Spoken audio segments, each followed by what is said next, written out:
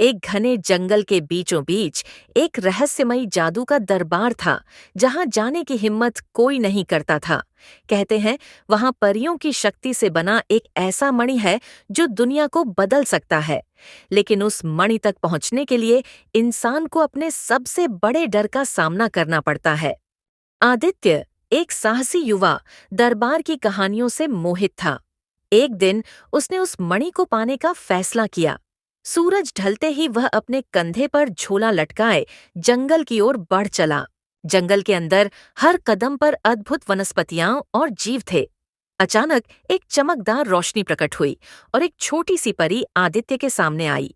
उसने चेतावनी दी, दरबार तक जाने का रास्ता कठिन है, क्या तुम तैयार हो? आदित्य ने साहस भरी मुस्कान के साथ सिर हिलाया। परी ने उसे एक जादुई लालटेन दी जो उसका मार्गदर्शन करेगी। रास्ते में आदित्य को एक विशाल छाया ने घेर लिया। यह उसके सबसे बड़े डर का रूप था, उसका बचपन का भय, एक विशालकाय सांप। परी ने कहा था कि केवल अपने डर का सामना करके वह आगे बढ़ सकता है। आदित्य ने गहरी सांस ली और सांप की आंखों में देखते हुए कहा, तुम मेरे डर का हिस्सा हो, पर मैं तुम्हें हरा सकता हूँ। सांप धीरे धीरे गायब हो गया।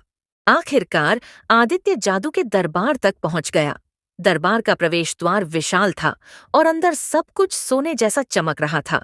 बीचों बीच मणि रखी थी। जैसे ही उसने मणि को छुआ, एक गूंजती हुई आवाज आई। यह शक्ति केवल उसी को मिलेगी जो इसे दूसरों की भलाई के लिए उपयोग करेगा। आदित्य ने प्रतिज्ञा की कि वह मणि का उपयोग केवल दुनिया की भलाई के लिए करेगा।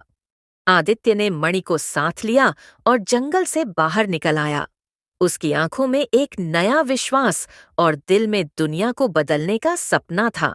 उसने समझा कि असली शक्ति डर पर विजय और दूसरों के लिए भलाई में है। कहानी का सार: जादू का दरबार केवल एक जगह नहीं, बल्कि अपने डर और सीमाओं को पार करने की प्रेरणा का प्रतीक है। आदित्य की यात्रा हमें सिखाती है कि असली जादू हमारे भीतर ही है। आपको ये स्टोरी कैसी लगी? कमेंट्स करके ज़रूर बताएं।